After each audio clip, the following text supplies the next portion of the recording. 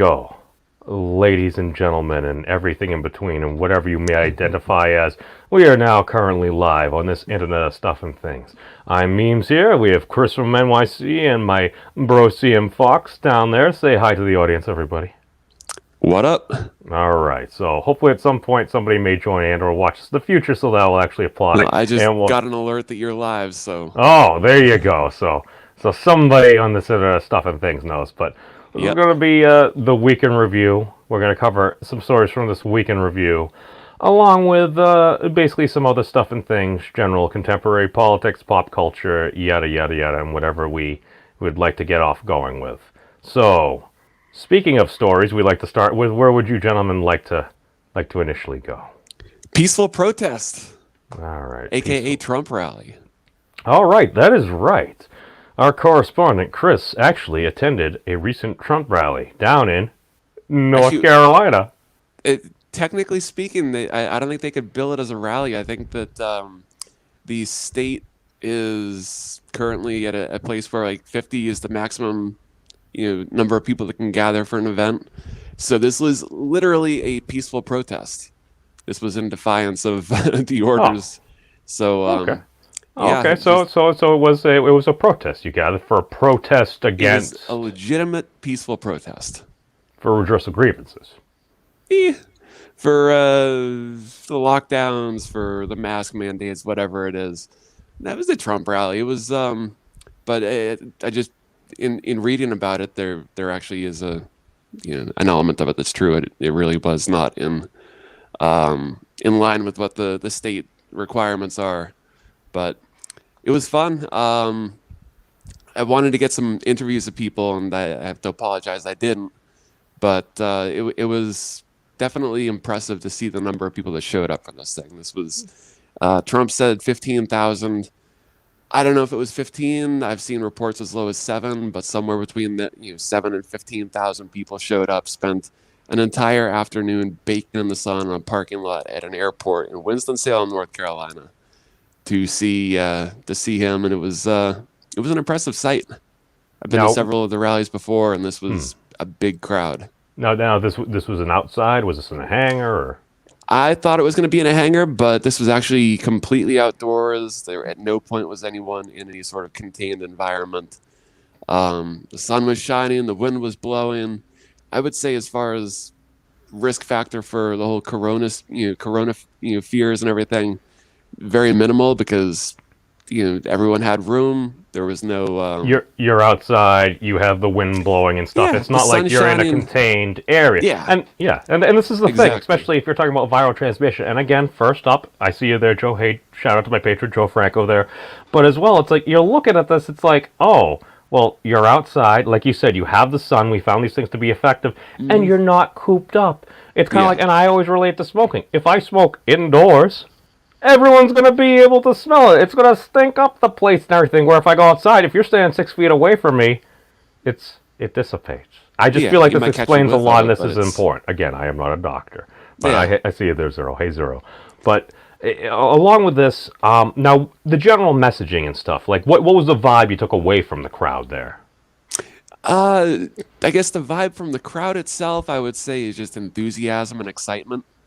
Um, I didn't get to hear much of the speech until I watched, some of it afterwards on a replay because, They can be hard to kind of hear sometimes, depending well, on the I was sound system. behind the stage, in the Oh, in so the everything was projecting bleachers. the other way. So as far Okay. as I could see, the only sound we were getting was from the stage monitors pointed up at him behind the podium. So, between the crowd noise and the wind kind of having an effect on that, it was hard to hear everything. But just people were excited. People, I mean, and part of it sort of annoys me because like I'm not one of these people that does the face painting and all that. I can't stand that kind of stuff. But I mean, when you see so many people out there with their custom shirts that they've made with glitter and sparkles, and they've got ribbons in their hair, and just flags and everything, people are excited. People are having fun, and I think that especially given what we've gone through the last 6 months or so, this was an opportunity for people to get out,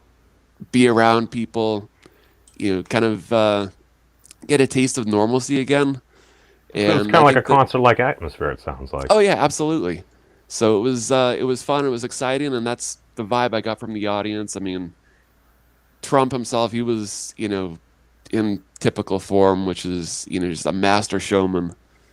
He made quite an entrance walking across the runway instead of getting into the beast and riding over, and I'm sure Secret Service doesn't like that stuff, but it just, No, you no. know, I remember President Obama at one point wanted to walk an extra 100 or so meters somewhere in China, and the Secret Service was like, "No, Mr. yeah, President." yeah. So, all right, No, it Fox. was What do cool as I? hell though. Yeah, go on, finish. It's a long day though, so at the Mhm. time I said that was the last one I was going to, but I'll probably go to another one if it's possible. Yeah, yeah. No, we were getting ready to go up to one of the ones that they were going to have previously up Yeah, here, and that then Manchester one. yeah, they had canceled it. And then they did have the Manchester one. I didn't end up attending the Manchester one Yeah. this particular time, but Y'all need to get the one, if nothing else, just to experience it. But it is like you gotta commit like a day to it because you gotta get there early enough to you get in, do have to get and early it's a because long day. right, because Fox. Remember, we were going to the Manchester one the previous year, right before the primaries over there, and or actually no, earlier in the year, and we got there a bit early, and yeah, they had filled up, and there were still probably like 1,000 or so people in front of us, and that was the I believe the SNHU arena over there, and they got a capacity, I believe, like around 10,000 or so people. So Yeah, that's no, it does definitely seem like a concert or a WWE style event. it So is. so CM, what are your thoughts on just kind of like these rallies and everything? Do you feel like, because the president seems like he's never really stopped campaigning since the election? So what are your thoughts on all the hubbub? I don't think that really matters. I think it's more of a statement that Biden hasn't been anywhere than Trump being anywhere. Trump is Trump. You know what I mean? His supporters and his level of support. I think it's gone down, right? It hasn't definitely has not gone up. That's for sure. It's either stayed the same or gone down. It's just a matter of Where are you getting voter that app. from? Hmm? Where are you getting that from? You saying Trump support's gone down? Definitely hasn't gone up. That's for sure. Now, Look, when we say this, because what I'm kind of extrapolating, because I'm sorry to cut you off, but I'd say some of Trump's core support has strengthened. People that have supported him. Have I seen some more folks come out for the president? Yes, but then again, at the same time, I've seen some other folks definitely come out against the president. Were they with him from the start though? I mean, were they actually like, did they vote for him in 2016? Did they support him at all, or are they just Republicans that maybe were quiet before and now they're being more vocal about it? Because I think that more people are probably jumping on the Trump train than jumping off. what happened in 2018? What do you mean? What happened in 2018? To the people that Trump backed, they got slaughtered. Done with With all the primaries. riots, with everything This was going on, this was before a lot of this No, because I'm yeah, so much has changed, I'm talking 2 years ago. and we're talking about Trump himself, not the other candidates and people, because there's a big difference. There is a difference, but with him putting all his support, no one showed up for that. well then again, those were for But you other have to people. realize Trump. That's other people because I can tell you, like myself, Like, like I held my nose to vote for the candidates that in my area, that Trump, because I'm not a Republican, and I tend not to go for the sort of more evangelical, hardcore conservative Republicans down here. It's not really in line with my personal beliefs and views. So just because Trump endorses them doesn't mean I'm going to be enthusiastic for them. But Trump himself, I'd wait 2 nights in the rain to vote for him, make sure to get a vote for him. Other people not so much. So Republican Party support, I don't know, but the support for Trump, I would think, has increased. So it sounds a bit That's just more my like opinion. it sounds We'll a bit find more out in a like couple no, weeks. well, it sounds a bit more like maybe an enthusiasm gap there. A huge enthusiasm gap. But as far as like people abandoning Trump, I just don't see that. I mean, if they were with him up until last year, what would have happened between then and now that would cause them to jump ship all of a sudden and turn? part of it is being able to grab people that are independents instead of independents just sitting it out and not voting for either of them. Yeah, it is all about that middle, that little 10% in the middle, 20% in the middle that could go either direction, either not vote or go one way or the other. I don't think that much has changed as far as the hardcore on either end, but is it such a tiny amount? Because I thought, according to a lot of numbers, it's like if you look at least registered voters and stuff, you had like, what was it, like 36% Democrat, like 32% Republican, and then you had your libertarians, some Greens, and then just everyone else. I don't know. Is that a plurality? I'm talking about the votes required to win an election. You don't need Right. that many. You just need, to really focus on winning people that are sort of in the center, because you're not going to really win the people that are far to the left, or if it's the other way around, far to the right. But the people who are either maybe lean a little bit one direction or the other, but they're not enthusiastic, and you need to bump that enthusiasm up, or people that you can win over on an issue that's important to them. But it's not people that are very far in either direction. It's that kind of sliver in the middle. It's the way I look at it. Well, you need to give the oomph to the person that could either be won back or basically wasn't even, like you said, going to like spend their time to vote and everything. If you give them a reason, a purpose for going, like you said, I know whether a it's couple a people who particular never issue. voted before, but they're like, F this, this is insane. I'm going to vote this time. And, I sort of know who they're voting for, but those are people that otherwise wouldn't vote. I think the total number of votes is going to go down, just like last time. Trump didn't get Even that. the mail-in voting? What do you think is going to general, happen with that? Because I just see chaos. I don't think it really matters. I just mean more in the fact of like the total votes. Like Trump got what, like 62 million last time the candidates, like the numbers have been dropping. They had the previous election. Go finish. Yeah, like Obama got like 65 million votes. Like no one's done that since. You know what I mean? Like both times. The total number. I mean, granted that's like popular, but like it's gone down. I think it's gonna be very close. Trump got 304. So we had some like leeway, but I just feel. I mean, right now I'm still torn on what's gonna happen. I think if Trump wins, Democrats are gonna say Russian collusion. I think if Biden wins, Trump and Republicans are just gonna complain about the mail-in voting. I think either way, whoever wins, the other side's just gonna, moan about it. Right. Well, that's what politics has become. It's literally become like nonstop grievance culture. Well, what do we stand for? Not you. We're campaigning against things rather than really for something, and it's like that's what bothers me. But do any of you actually like know how like the mailing and absentee, like what the difference is and as the actual process? My general understanding, and I don't work for the post office. The way it's been explained to me via videos and stuff on the internet, if you have the absentee, it's like you are requesting, you're saying, I am not going to show up. Basically, you have more of a proper form of chain of custody. If you have just straight up absentee, like certain states, like Oregon, and I believe at least one or so other state or commonwealth has done, they basically send it to everybody. They have your records and stuff like that. It's like, okay, they match your signature to the other signatures. And a lot of these examples are saying, oh, look at these rejected ballots. It's like, well, isn't that the system working? And there is supposed to be, and again, I'm not sure 100% on this, there's supposed to be a chain of custody and command. Basically, they keep track of your ballot for the individual and actually reference it to the voting records. That is how it's been explained to me. Again, I don't work for the post office, but it seems like the way people are saying, it's completely insecure, that seems to be a bit disingenuous. And then the folks are saying, absolutely no issue ever. I'm like, yeah, statistically, you're always going to have some issues, so that seems a bit disingenuous. There are big issues.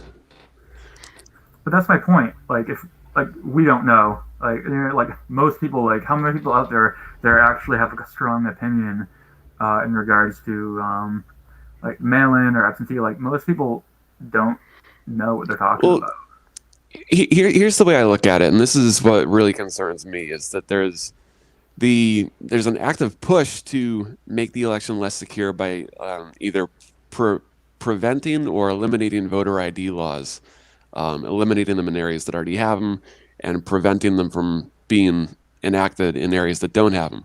Now, why wouldn't you want people to have some sort of an identification process in order to vote, other than just saying what their name and their address is? Because you can go through the white pages, you can get someone's name and address. You can theoretically do stuff with that. If you have to show an ID, then it's a little bit more secure. Same thing with like the mail-in or the absentee voting. I guess with the absentee voting and like a normal election, I would have to see what the numbers are, but I would think that there's probably less likelihood that those votes would even be needed to really make the difference one way or the other. How does our military vote? Absentee, correct? Yeah. But that's the military. That's, they got a pretty legitimate reason. My concern is that if But why should they? Do you think someone who's not in the military should be able to vote the same way? Absolutely. But here's the thing, and this is what Meme said too, is that there's a difference between requesting a ballot, saying, "Hey, I'm unable to make it to a polling location during early voting or on election day. Therefore, I like to cast my ballot by mail," or dropping it off early. That's one thing. But if I go out to my mailbox and I receive a ballot addressed to me, and I also receive a ballot addressed to the tenant that used to live in the house that I rent before I moved in, which I do receive mail for them. I mean, don't you see a problem? No. But Chris, if you weren't getting that mail and that potential absentee ballot that folks would basically check the signature and the voting records and stuff for, you wouldn't be able to be like Tim Pool and potentially say, "I have this ballot here that I know somebody that doesn't live here. It's, oh, well, didn't your brother live there earlier in the year?" I have no idea about this being the case or not, but again, it's certain logic that I would say, okay, is this a perfect system? No, it's not a perfect system. That's why we're here. We're supposed to be making it more perfect. I thought that was the whole gist of these United States. Apologies for the rant. Let Chris finish and then see him. There is so much at stake at this election, and what I, specifically as far as people believing that the results are legitimate. Because if there is doubt, and there will be doubt, but if there is legitimate doubt, credible doubt, in either direction, I mean, that's just a recipe for chaos, and we don't need that right now at this point in time. So I would think that they would be wanting to make this the most secure election. And even if it meant fewer people actually voting, but like it's secure, that these people are legit. I mean, to me, that's what I would think. But what do I know? I'm just one person. Two things. First off, why do you think this is a much greater, there's much more discussion about this now than 4 years ago, 8, 12, 16, 20 years ago? It seems like the tension between the left and the right is much more, there's more energy there. There, 8 years ago, people freaked out that reason, you know what I mean? Like, is there more of like a threat of like? I would say Trump supporters being clobbered by BLM and Antifa protesters and stuff. And I know that's only in certain cities, and it's not indicative of the large. But the fact that people have been conditioned over the last 4 or 5 years to believe that because I wear a "Make America Great Again" hat, that I'm a racist, that I'm a Nazi, that I hate people that are different or whatever. And yeah, it may be a small percentage of the population that actually believes that. And most people that have common sense realize that that's just completely not reality. But if that small percentage of the population, that 5%, whatever it is either willing to take action directly, or just allow that sort of behavior based on political differences and stuff. I mean, I think now that's more of a thing than before. Again, could just be perspective, but that's what I see. I definitely feel like there's more tension, left, right, black, white, pro law enforcement, against law enforcement. People are pissed off and fired up. So, well, that's the thing. People looking for other folks that they can point the finger at and say like it's these people's fault. And over the past several months with all the riots and stuff, it just seems like people are sort of getting into that. mode of like, oh, I don't like something, time to burn a city down. We and we well spend we the have next- we literally have a kayfabe pro wrestling president that likes to talk smack on the internet of stuff and things, and there are a lot of folks that seeming to have taken to the internet as their world that they're living in. I say this as a person that lived in the world of the internet of stuff and things, literally in World of Warcraft. Yes, server first level 80, Death Knight, lot of Diet Pepsi Hey, there. I raise you. Yeah, not all of us have Frostmourne freaking tatted on their forearm. I raise you, Frostmourne. It's okay. I Well, got one a thing I Smoking gotta- Skull champ belt somewhere. Go No, on. I gotta get in here. All right, this is like my complaint with it. I understand the concerns for voter fraud and all of that. You know, I want a fair election as much as anybody. Hence why I mentioned like the utilization of blockchain technology. You know, like at one point, you know, that would be a way to circumvent any potential issues, or at least help. Nice drink. You gotta turn the logo though. The way it's Um, lined up, it sucks. Otherwise, I would. But yeah, I mean, Yeah, I'll do we'll it this tou- way. we'll And I'll tou- leak down We'll the touch top. on that in a second, Joe. That's a good point. Very good point. Kind of was alluding to. So this is where I'm going. Let's say there's a concern with voter fraud, and Chris, you know, I know you have concerns for it. You're a Trump supporter.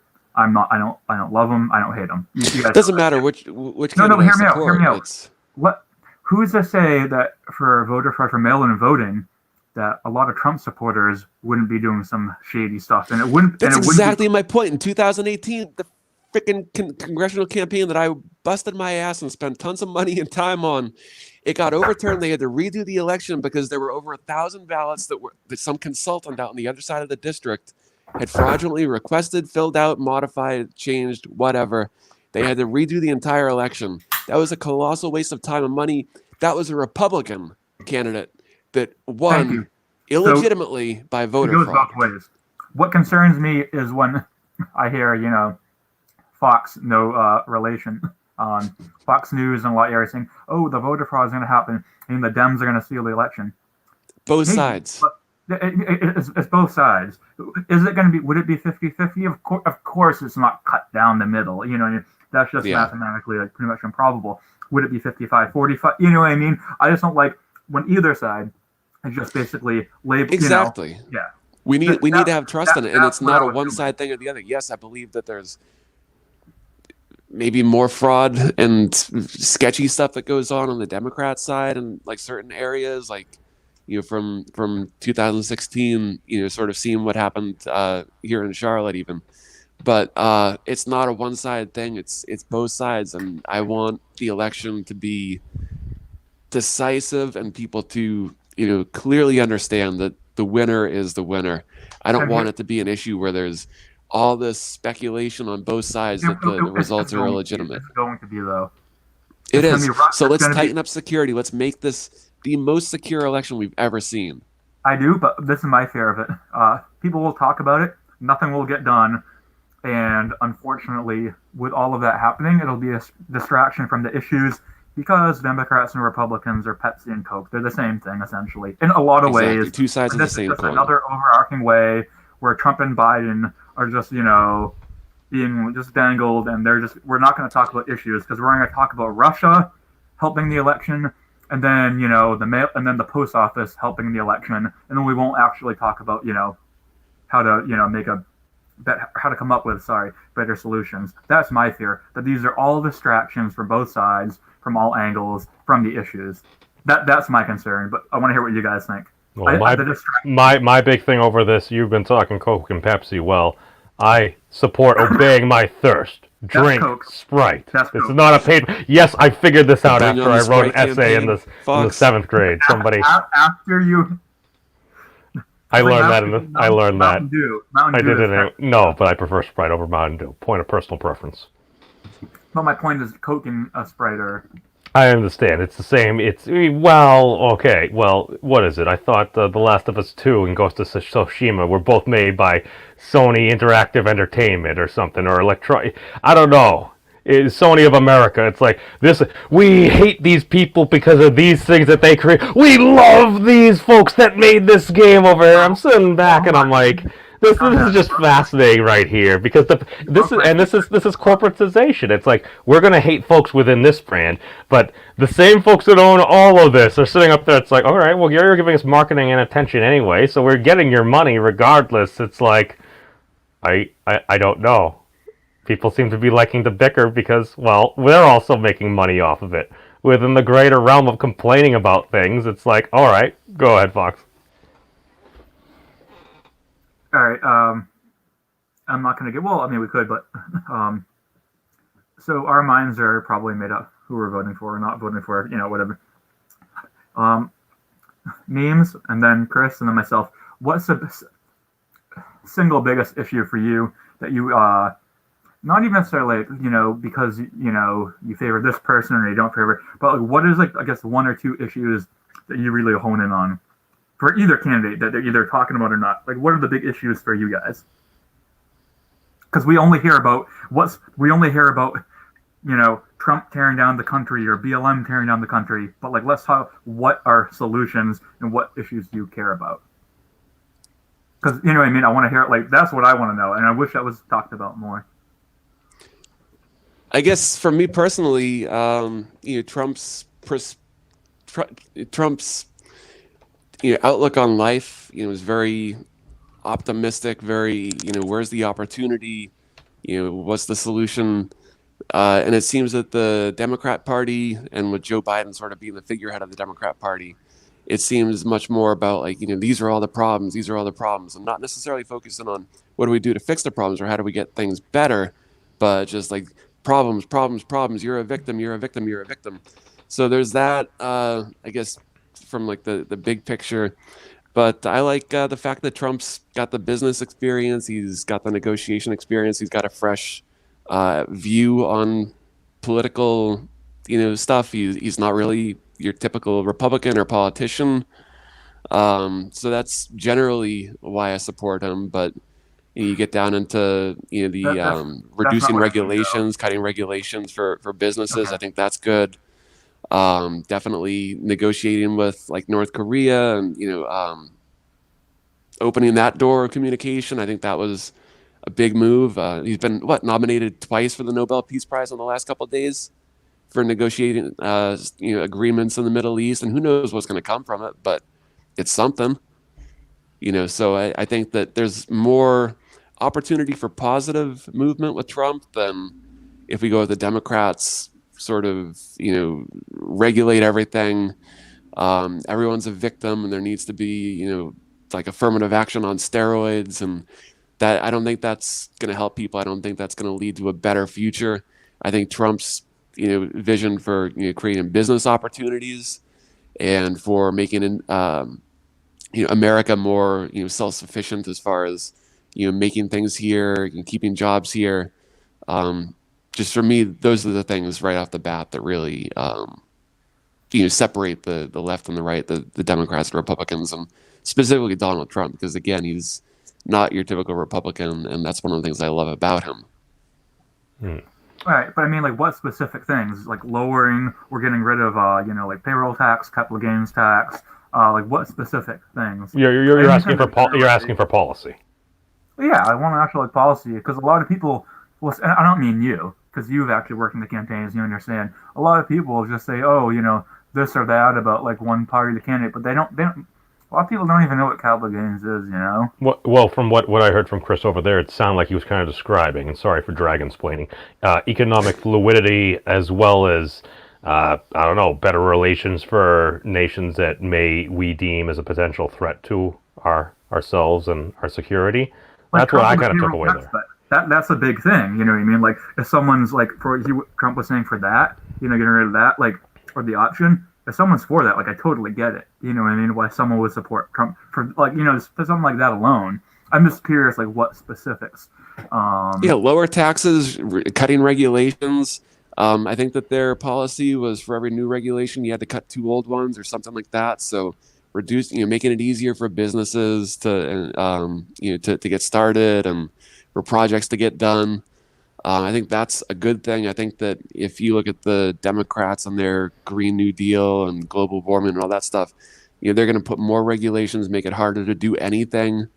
If there's a specific type of frog or something that lives in a stream or something, like that could throw off an entire project that may have tremendous upside. But yeah, I mean, just making it a better environment for businesses. I think if the economy is going good, then things generally are good. I gotta say Um, one thing. MC brought up shrinking the size of government. That's important. But the some of the comments I've read about like blockchain not safe. You just, I'm sorry, you just do not understand. You just do not understand the blockchain. we It's a should do mathematical formula. a specific Yeah, episode on the well, yeah, blockchain and I all can that bring stuff one of my because you got to friends teach on me about it. who's a cryptographer, like a developer. Like, if it's a mathematical formula, there's ways to, it's like you don't trust you verify it mathematically on the chain unless there's like 51%. I think he's coming from another technology error time as far as his understanding of things. I don't know because I'm not in those communities really that much by myself. For you guys and anyone here, I can bring some people on that can like. Right. No, we were discussing that. Some of those folks But that are on. MC talking about shrinking the size of government. MC, in what ways? Because that is a good. I like that comment. So while he's bringing that up, let's go back up to Joe's bringing up of electronic voting and our general thoughts on that. Because to my knowledge, one of my friends I spoke to, who she lives in Brazil, she had told me that basically Brazil votes electronically. They have upwards of like 80+% participation and stuff, and I do believe it is ranked choice based. So, I mean, if all those things are true, I mean, as far as I understand, the current president of Brazil, isn't that, I believe, Jair Bolsonaro? I was reading the comments. Oh, no. Basically, Brazil has online voting and stuff, and he was kind of pitched as, Brazil's Trump or something? Or it's some folks saying? Yeah, and like obviously quantum computers, but like like Cold Fusion's coming out next year too, right? I mean, come on. Like, No, but according to some articles, I mean, that's happened along with certain directed energy weapons. It may or not be funnels of hot air. I mean, we don't know. I mean, these flying Tic Tacs, maybe they're ducks, maybe they're freaking objects from beyond the stars and heavens. It's like, I don't know. Some people claim to know. I mean, I'd like to see the evidence, and I hear hearsay. I'm happy to hear hearsay, but I'd like to see more solid information as well. But yes, electronic voting. Fox, what are your thoughts? well, I mean, it's inevitable, right? I mean, It would shrink some government expenditures. I mean, we wouldn't need to be having all these industries like about the election. We just make a whole bunch of cool YouTube videos and throw some money towards marketing, right? I don't know. I'm not saying like blockchain voting's like the end all of it. Yeah, of course there'll be some exploitations, but I mean, it's potentially more. How does it increase security? Just a quick overview for just a layman like myself. For what? Like if we were going to do in like voting, basically harping upon like multi-node verification, because like I said, I am a novice to this stuff. It's been just explained to me, but it seems like a good idea. I mean, I don't know exactly how it would be done because it would like I'd be worried about like who would be setting up in the first place. Well, what if we just kept it all like open sourced? Like I thought that was the point, because like you had multi-point verification, so it's like, all right, if this node does this, we can check from multiple other nodes to verify there's no funny business. That was my thought on how it worked. Am I wrong? No, but I'm saying like to have it like actually for voting, I don't know exactly the process they would have to do compared to like just like typical investing for it. Like I haven't looked into it enough. I just know the underlying technology would be a better use case than just typically just walking into like a school cafeteria and just like signing in a bubble. No. Let's entertain that. I mean, going like to the gym or like a cafeteria. I mean, does it mean there's anything wrong with that? No, neither with a horse and buggy too. But eventually you got like an engine. Like, come on. So it's a leveraging of technology. Like our children and grandkids will be like, all right, guys, time to go down to like the school, and like walk by like the old like classes you had and just like fill in a bubble with a pen in like 20, 30 years. I mean, maybe. No. Let's not get too harsh with the fountain pen community. I hear it's a very well-written community. I just don't think it's going to be around like too much longer. The typical ways of voting, and all the discussions out there right now, and everything going on with the voter or the fraud and all that. It could be for the betterment of the voting system in the end, because at least there's some discussion about ways to optimize voting. I mean, none of us, and I'm sure no one here or discussing right now is like a developer. Maybe I'm wrong, but probably a lousy one if watching YouTube like on a Saturday instead of like, you know what I mean? Like, I don't know. The point is that there needs to be like funding for it, and there needs to be like more. So we need more technology. We need to advance to a stage where we can overcome those potential current goals. Because I hear MC saying a bunch of stuff there in the chat saying how there are loopholes. And I can absolutely believe there are loopholes, but how do we turn something into a secure thing from multiple points of failure? What you think the loopholes are, and like how deep this understanding is of the blockchain. Most people just want to get in a pump and dump. Well, yeah, people want things that are easy that's going to do what they want. We don't always get what we want, but hopefully we can get what we need. Why do we need more technology? Yeah. I don't know. Technology sucks. But no. MC, I hear you talk about teleportation technology on your streams very often, so don't you go harping to saying that we don't need technology. And you shared with us the hover bike last week. Thank you very much for that, too. Yeah, thank you for the hover bike. That was... For a slim price of $398,000 for the civilian version. But that's not real. That's financing? I don't think that's real. I don't know. It reminds me of like a DuPont registry. You know, it's like, oh, these cars, 3,000 horsepower, they never get built. One of the guys I talked to at one of my gyms, he's in his 40s. I got him into crypto. He got his master's from MIT, full stipend, paid for. You know, legit engineer, works in I won't say where, but he does like medical devices and all of that. He has a Ducati and all of this. You know, wicked chill. And I sent him the article. He's like, yeah, that's a load of BS. It looks cool, but it's like, and you know, in DuPont back in the day, they'd have all these like it was essentially they'd have like vehicles that looked like the Cybertruck 10 years ago. It was like custom 3,000 horsepower, all this, like they would never be made. You know what I mean? It's like, I'm sure if you were some billionaire, they could make a one-off, but it'd probably be like a CLK GTR Mercedes, like you drive it off the lot and the engine blows up and then like they disconnect their phone. You know what I'm talking about? DuPont, those old magazines. Yeah, right. I've got a stack of them in front of me right here. I could dig Hey, that's where I got my Trans Am from back in the day. Dude, that was one of the best looking WS6 Trans Ams I have ever seen to this day. The color code. It was Admiral Blue. It was custom. No, the guy that fixed it. Yeah, the guy that fixed it up after the previous owner committed insurance fraud on it. He got basically the high output. What is it with Trans Am owners and insurance fraud? But it was salvaged. Well, hey, we all make mistakes. I thought it was salvaged. No. It didn't have a salvage title. That was the thing. It was priced just low enough that you're like, this could potentially be salvage. But when you realize that the person had basically like defaulted on everything, tried to collect, and they basically just got rid of it at auction, and he happened to pick it up at an auction, worked fine. Yeah, I just love the color code on it. It was sick. Yeah, it's a GM color code. We could probably look it up. Admiral Blue. I like how it changes in the light. But aside from fancy car knowledge, getting back onto the whole technology and something. So basically, what I'm hearing is we have concerns. Because at least with the old-fashioned ballot, somebody goes in, you have the ballot, it goes through the little machine. If there are any issues, you literally can pull them out and hand count the ballots there. Now, that is assuming that, for the most part, pretty much everything works like it should and stuff. And you don't have people going in, like you're saying, voting after they had perhaps become deceased or something like that, which I have heard that occasionally that does happen. Is it a significant amount? I don't think so. I hear folks saying it is. Could it be? It could be. I'm going to need to see the evidence. I heard that, yeah, there have been issues, like you said, Chris. It's like the campaign you were working on and everything, the election got thrown out. So obviously there are issues within the system, so let's identify them, isolate them, and remediate them.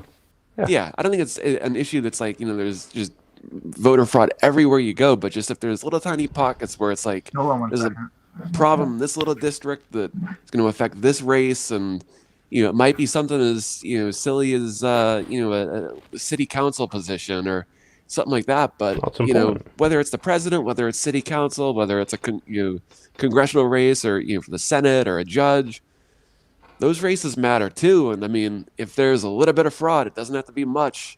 That can change those lower tier races. Maybe not for the president, but at the lower levels, that's where the big issues lie. Well, and this is I think, actually one of the core modes of the problems that we have there, because you'll have somebody that will point out something that does exist. However, once folks get something that does exist that they have evidence from, if that happens to go into a particular narrative, let's just say there are folks that may be referred to as hype people that will pitch and rally, and let's just say go from this particular chemical starts to adjust some of the sexual organs of these amphibians. They're turning the frickin' frogs gay.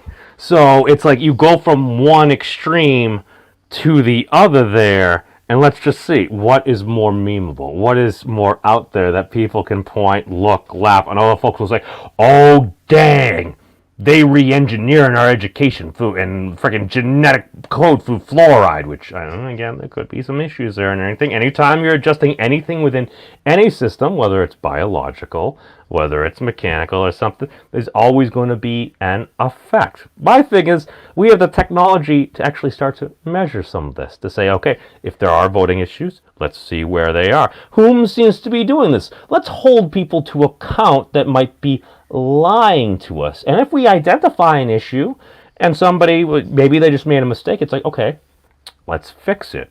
Because we should give people a path back for penance and stuff. It may be, especially if they made an honest error.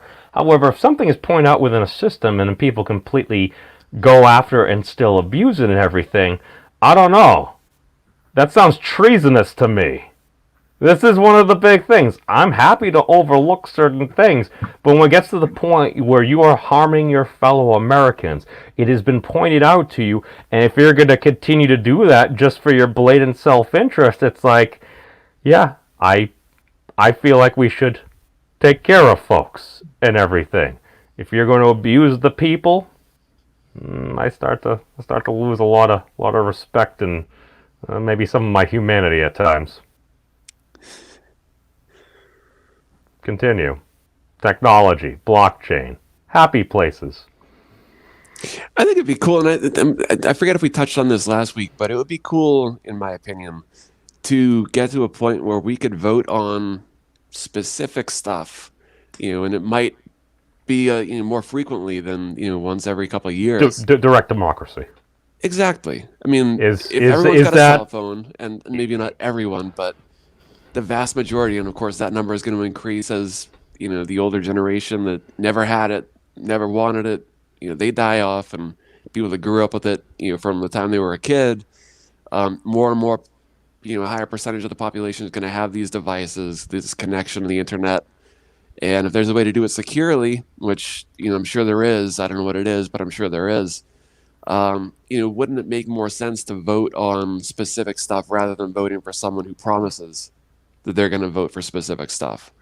Because how many of these politicians get elected? Don't we have them for ballot initiatives? Yeah, but those, that's what we don't have a national 5 items at most, maybe. Right.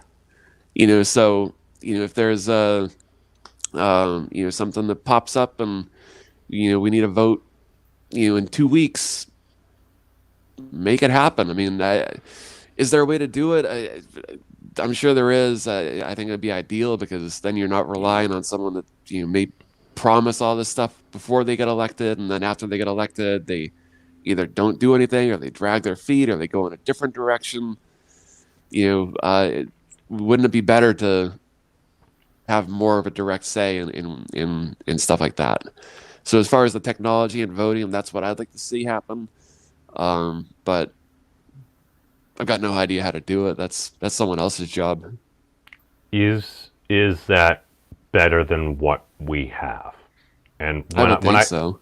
Okay, no, in a lot of ways it could be, but then again, we're also hoping, and we need the attention of pretty much the vast majority of the American people at all times for so many different issues. Is that what folks want to do, or do they just want to be like, okay, that person seems decently intelligent and seems to know what they're doing, and I would sit down and have a beer with them, and I don't think they're going to completely screw me over. Now, they might end up doing some of those things. Maybe they won't some of the others. Notorious for? Well, right. But isn't that just kind of like an issue within the system that we have? Because the only reason I say this is because my memetics just kind of go back to, okay, let's assume we had that. Now, recently, it's the 19th anniversary of 9/11. That was yesterday. And just my thought goes back to, I remember sitting in Latin 2, hearing the principal come on and saying a plane had crashed into one of the Twin Towers. And I'm like, my first thought is, well, why is the principal telling us this? Because I remember several years prior to that, there was a small single-engine Cessna that crashed into the Empire State Building. I saw that on the morning news. Apparently the pilot survived. I think somebody ended up losing their life because a plane freaking crashed into their office and stuff later. But I remember that, and I don't remember an announcement for that. And then before the end of Latin 2, we heard that another plane had crashed in, and you're like, what the heck is going on? I'm looking at that, I'm like, this seems like World War III right here, because I'm like taking a thing with like the banner from like CNN.com, printing it out, and doing like World War III question mark and stuff. I was probably inciting panic and everything in retrospect at the time, but it's like, all right, well, folks need to know about this. We covered that in like AP history for like several more days and stuff. And my thing is, okay, if we had a direct democracy and a 9/11 were to happen, my first thought is, okay, we identify where the heck this came from. Afghanistan? Okay, Afghanistan probably would have been ash. For certain, yeah, I can see the danger with that. I'm not saying that there shouldn't be representatives, because I think there should be, but I think that going with that, more direct democracy, whatever approach would be better for, maybe it's for local stuff at the beginning, maybe it's for, certain categories of, issues. Do we, do we spend this money to fix the school system or something, and it's going to cost this much in taxes? And I mean, I don't know. It's certainly not perfect, because you're right. With stuff like that could if you're relying on just the mass public to make decisions, like, do we go to war? Maybe not the best way to do it, but just well, my thing is, are we taking a potential tool and trying to get it to do too many things? Because this example, yes, I gave a very extreme example. Yeah. However, just in the fact, but it's a real example. Well, exactly. But that's why I'm like, okay, when could something like this potentially have unintended consequences? Well, it's like, well, if all of a sudden folks in America are like, oh my God, we have been attacked. Is this World War III? Like, as a 17-year-old student at the time, my thoughts were going to, well, what do? Well, they attacked us, so obviously we need to obliterate them. That's where my mind initially goes. Now, what if we took something like this and we kind of turned it into more of a tool that we have the ability for every American citizen to weigh in on issues? Now we have polling systems that seem to be based upon what? Like old landlines that have been established for so long and everything, and apparently can't even necessarily get an appropriate measure of Trump's actual base? I don't know. This seems like kind of out-of-date technology. Hopefully they're updating the methodologies and everything, but what if we actually had tools that kind of covered this? I don't know. The reason why I say this is because even Brett Weinstein, who was basically running the Unity 20 initiative there, where basically if there is a groundswell, he basically has a ballot action initiative procedure where basically they would immediately draft two candidates. The candidates proposed at the moment are Tulsi Gabbard along with Dan Crenshaw. Basically, you have a bit more of a moderate, though progressive Democrat there, as well as you have a decently moderate, yet conservative Republican over here. So basically you have a unity ticket. You literally choose the president first time by literal coin flip. It's like, all right, within all decisions, unless it literally cannot be avoided, you're going to have conference. So basically the thing is, people will always have their interests represented there. Now, is it a completely exciting option? No. It's literally like Bran sitting on the freaking high throne. It's like, it makes sense. You're like, this makes sense the whole time, but we're not going to do this because we want something different. So it's like, will anybody be overly excited? No, not really. But it's like, at the same time, you're not necessarily going to have the vitriol saying, oh my god, the other side that we view as evil is basically going to destroy us all. And their actual ballot trigger is, apparently they spoke with folks with the Libertarian and Green parties and said, if this is actually viable, will you basically give us your ballot access? And basically any vote for Libertarian or Green Party would end up going towards the unity ticket. That's kind of how they pitched it. I'm like, well, that's ingenious. That's thinking out of the box, and it legitimately is possible. The only thing that would prevent that from happening is people just still being in the mode that we just need to exert as much fission as possible to destroy the other side. Where if there's anything that I've learned from physics or Dragon Ball Z, it's that fusion is far more powerful. That's funny. Now, you said something that got me thinking a little bit more about the electronic voting, and maybe an idea would be to use it as a way to hold the elected representatives more accountable. So if someone campaigns on voting in this direction for a specific issue, and they're your congressional representative, and it comes time for a vote on that issue, is there a way to? And I mean, people can make phone calls, people can send letters and postcards to the office or whatever to kind of try and sway their opinion. But if they ran on an issue and voted against that or in a different direction, like, could there be a way to hold them accountable through, if that district voted, as far as individually, the votes were for, overwhelmingly for, and they voted against, would that would there be a way to I'm trying to think of how to phrase it right, but basically to make that person answer to why they voted differently than their constituents wanted to. Would there be a way to incorporate those two and maybe use that as a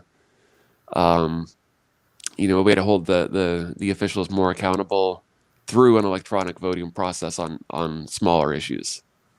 But I don't know. Why don't we have kind of like, I don't know, a political just Facebook for like politicians and something like that, or something along those lines? I mean, those words coming out of my mouth. I mean, initially my thought is, well, this seems like an idea, albeit maybe it's a terrible idea. But the big thing is like, well, why do we not have an easy to access tool that can show us more or less all public records and stuff like that? So it's like, all right, you got things going on in the Commonwealth of Massachusetts, you got things going on in the state of California, Florida, Kansas. You have all these individual localities and everything, and they have public records, and a lot of them are online, but they seem to be using different network architecture, this, that, and the other thing. It's like, well, why don't we just have like a very basic rudimentary thing where it's like, we can aggregate this so we have access to the information, we have access to what politicians are voting on, we can combine that with information we get and access about what is important to the folks that they are representing, and synthesize something out of that would lead to a better system. And the closest thing I got right now is, I think we talked about this maybe last time, the actual 30,000 representatives per representative in the House of Reps.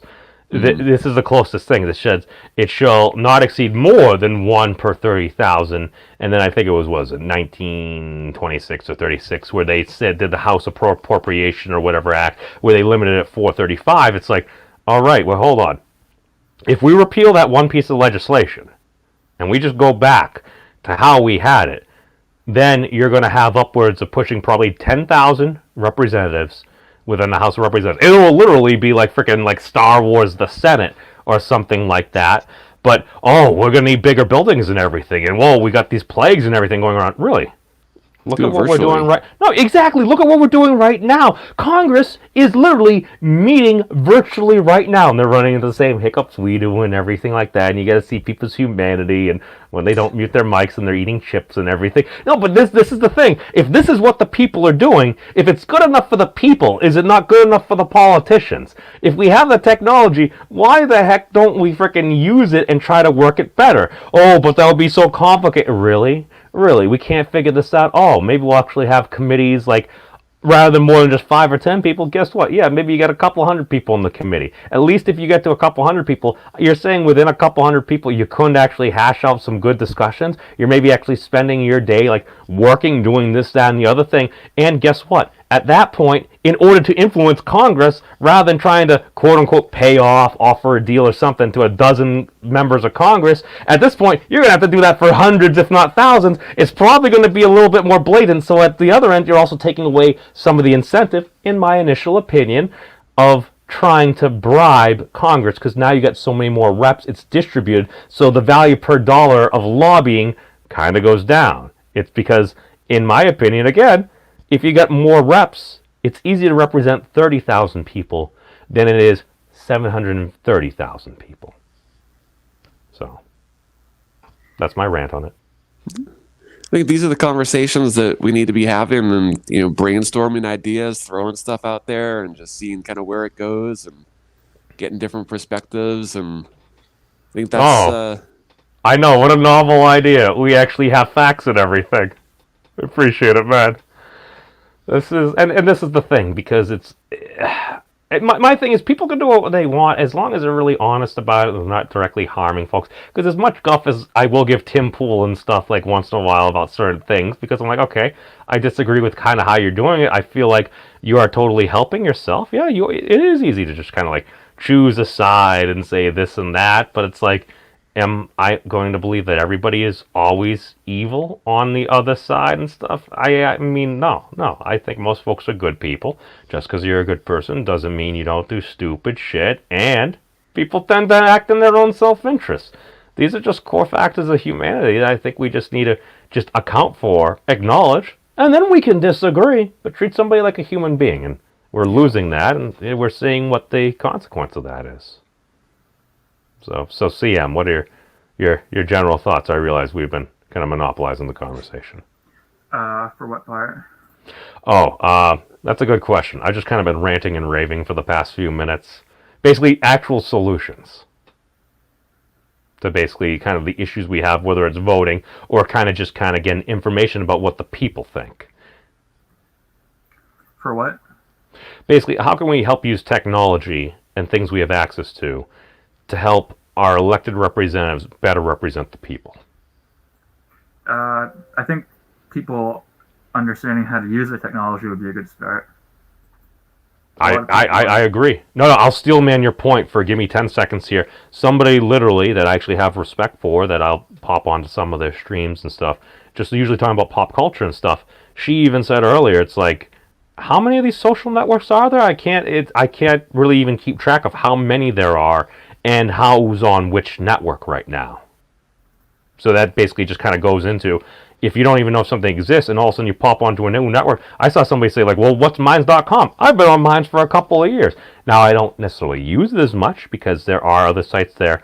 I do think they have a better graphic user interface. It has more people that I happen to like interacting on, like just YouTube right here and stuff. We got folks here. We got folks down there as well. We got MC, we got Joe, we got I saw Subhuman down there, Miss Moira and everything.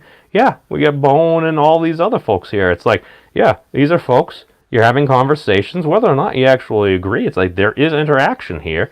It is kind of like, yeah, sitting around a campfire, watching a football game or something with other people. While we might not physically be there, our essence, our spirit, our image, our freaking audio and everything is coming through. Hopefully it is. Check 1 2.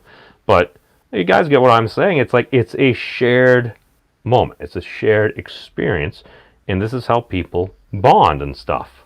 It's like, you might not know. And this is the thing that gets me. It's like, so many of these folks that are arguing on the internet and just like getting so pissed at each other. Dude, if they were sitting at like a Patriots game together or frickin' any other concert, a convention or something where they had a shared experience about something they like, they don't really care. Yeah, politics might just get barely touched upon, but you know what? You already have a positive experience, so maybe that person isn't evil. Whereas our standard, I'd say, adaptive mechanisms over thousands of years have been like, wait a second, somebody could be a potential threat. Danger, Will Robertson, danger. And we just kind of like immediately try to push them away. And I feel like that's not an optimum scenario. What say you, gentlemen?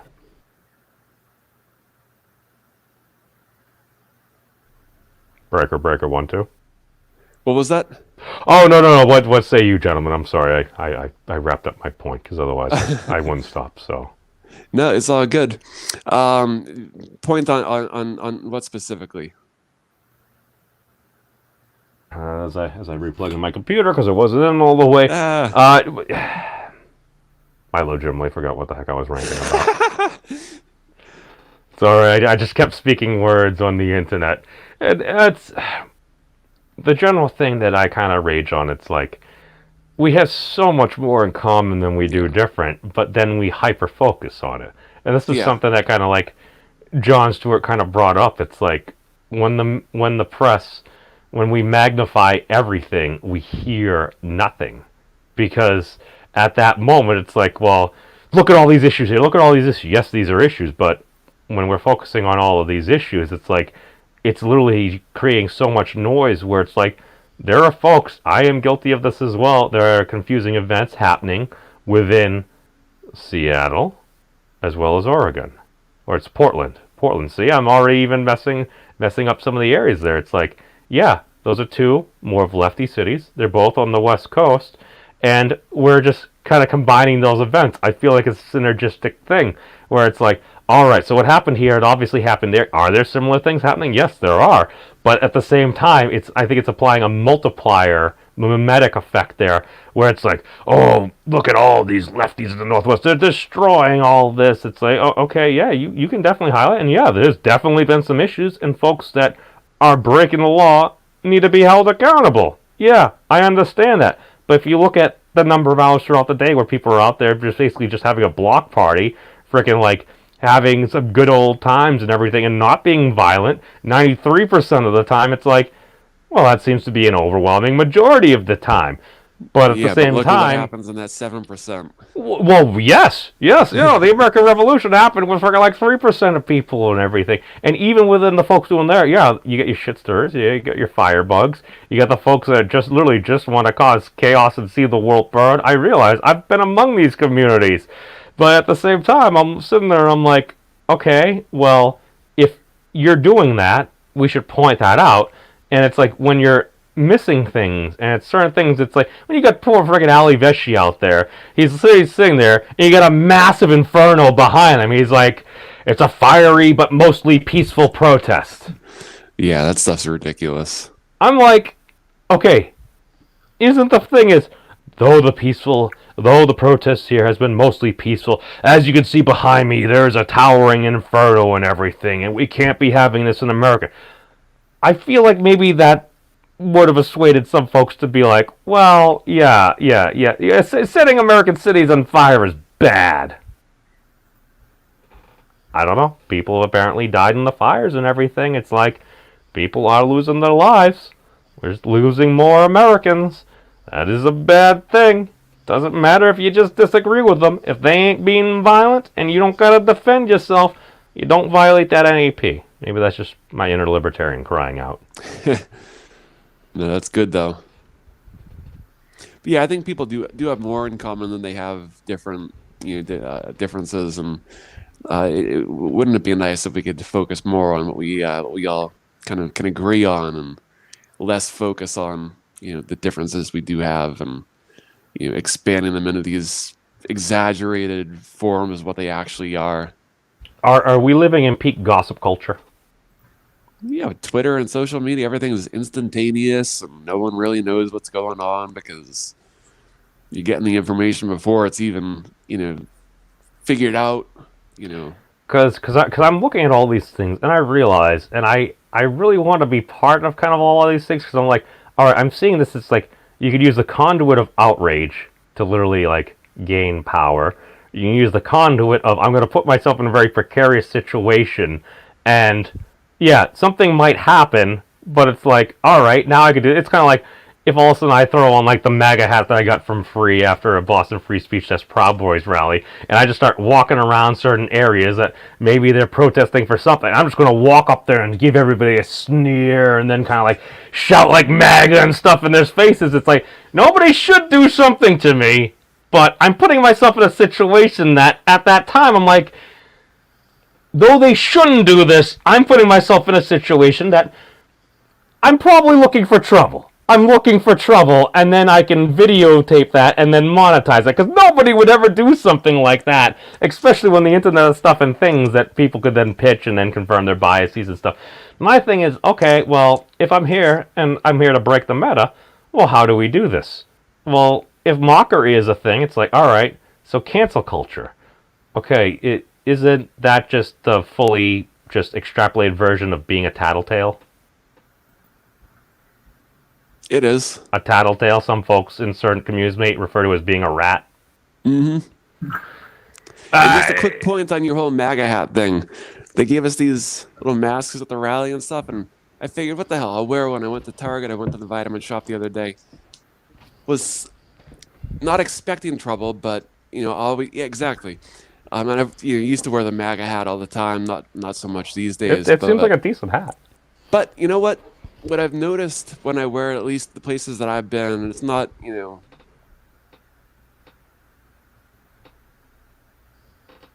Oh, okay. It wasn't just me. issues. Okay. So there? Oh no, you had a little lag there. I'm sitting there. Oh, okay. CMI and I, we were just like, okay. I thought I got out. God. Well, it is potentially an invitation for trouble. It's also, for me at least, been an opportunity to talk with other people who otherwise we wouldn't have that conversation. A little bit of a different. You're still a wee bit choppy there, but for what I'm hearing is you're using it as an opportunity to basically use it as an opening for a discussion to share your views. Okay, I can see you actually moving around more smoothly there. Continue. Yeah, sorry about the internet. It's Spectrum. I don't know what's going on with it lately, but yeah, basically that you're right. Yes, you are sort of almost asking for trouble in this day and age by wearing something like that. But the times that I've tested it, more often, and I mean, there's never really been any negative, outside of a specifically political environment. There's never been, for me, any, negative backlash for wearing it. But it is something I'm super aware of when I do. But yeah, it's been more of a conversation starter. But it is Right. scary that you have to sort No, of no, be well, aware and anyone can that's come out from anywhere. right, and that's the thing. And what I would equate this out to, and again, maybe this is the best bad example I can come up with. It'd be like kind of like going down to Yankee Stadium wearing like my Red Sox hat that I have over there as well. And it's like Yeah. if I throw that on, it's like I realize nobody should do anything to me. Might I get a few jeers and everything? Yeah. Could somebody potentially come up and do violence just because I'm wearing a hat? It's possible. Do I think that's the most likely thing? I mean, aside from the finals of a playoff game or something, yeah, I don't think so and stuff, because I've been in Fenway Park. I've seen folks there with Yankees hats and everything, and it's like, yeah, I've completely freaking participated in things where it's like, Yankees suck, Yankees suck, because that was the culture, that was what we did and everything. Was it hateful? Was it disrespectful? Sure, but it was part of team sports. Now, for a And they knew team they were sport, that getting might be into walking okay, that but way. but when you're talking about like, I don't know, the makeup of the United States of America and its representatives and government and everything, yeah, basically having somebody jump you just because of your political beliefs, it's like, I don't know. I'm pretty sure that is what's called a hate crime in California, New York, as well as the District of Columbia, because it is a protected class. Yeah. Just saying. I don't know. What say you? We've been going on for like an hour or so now. Anything else you wanted to touch on? I realized we kind of got into the electronics and Yeah. everything, and I would like to have somebody that CM, for the blockchain sometimes, because that is a fascinating discussion. I always keep getting drawn back to it. Yeah, I would love to learn more about that too. So definitely, maybe if we plan an episode where it's specifically about that topic, and bring in an expert, or have CM explain it a little bit better, because I think there's a lot of potential for what we've been discussing using something secure like that, if that's the best way to go. Another thing too is 2 weeks from Tuesday is going to be the first presidential debate, so that's closing in. Well, that I should be cannot fun. wait. That's Chris Who- Wallace from Fox News. So it's a Fox News debate. Yeah, Chris I Wallace think is the last hosting. one will be the most. No, important just because I'm part. saying I'm factoring in because I think ABC and CNN, or maybe it was NBC, those were the big ones where if you streamed it, they'd often give you a strike or something like that because they were looking for it, and that's why it's like you got to modify. We could probably either use OBS or something for that. I'm just trying to see if it's worthwhile doing it either at the time or maybe just even the following day, just kind of doing a recap, just do highlights. So Yeah. we'll see what happens for there. But Yeah. yes, Even if you want to do something right after, I know it'd be late at night, but no, we'll see. I For the next day. gotta be up fairly early. Yeah. Well, those are just the time. Well, it depends. If it's Friday, then hey, whatever, man. But But it's on a Tuesday. all right. So We'll do Wednesday or whatever. We'll figure it out. all right. So Yeah. gentlemen, your final thoughts on stuff and things that have been going on. thanks for having me. Thank you for coming. I think it'll be interesting to see. We're closing into on the election's going to be here before we know it, and it'll be interesting to see what the candidates like, what kind of attacks and what they try to do, and any potential kind of pivots, things they try to bring up to separate themselves from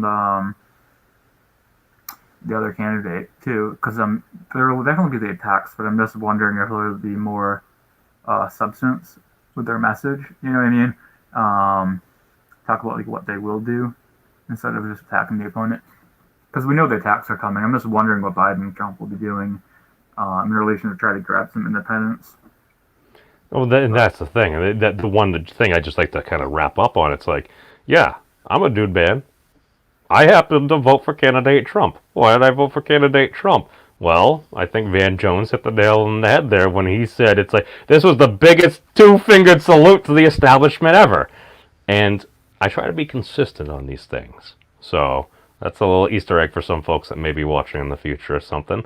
We won't go into that right now because that's a completely other story. But the thing is, I look at this and it's like, all right, I see what's happened. I've kind of waited for a grand pivot. Do I agree with the president on some things? Yeah, of course I do. Why am I just going to hate the dude for just existing and stuff, even though that seems to be a popular thing to do? Well, at the same time, there is completely valid criticism, but it seems like so very often we're kind of just the cat chasing the laser point. It's like, oh my God, look at this, what's over here. It's like the Democratic Party literally gave up perfect opportunities to try to paint him as like a Montgomery Burns style character. There was so many things where it's like, oh yes, these tax policies, they expire for you within 10 years, but for big business stuff, it's going to last forever. It's like, you could have done like legitimate things where you actually have like a leg to stand on, rather than just saying, according to these three unnamed sources that nobody freaking knows who, that may or may not have been spoken to by John Miller, and freaking just trolled by the president with bum information and stuff like that. It's like you're burning your credibility, and especially with other things where you're not going out of your way to immediately condemn any violence that you see. Just the sheer fact of doing that, it's like, I've been arguing with people on Facebook, it's like, we gotta condemn violence, blah, blah, blah. It's like, you do realize how much political ammunition you're giving the president for his re-election campaign. You're just gonna show freaking clip after clip of internet clips saying, all these folks correlate the dates, and he's going to obliterate you with ads. It's like, yeah, I'm pointing out, because one, you gotta freaking call out violence wherever it is. And number two, it is also in your political interest. It might not be the popular thing to do at the moment, and some folks might criticize you on the internet and stuff and things, but I think we're big people here. Throw on our big boy pants, skirts, or whatever you want to toss on, and get some work done. That's all I got.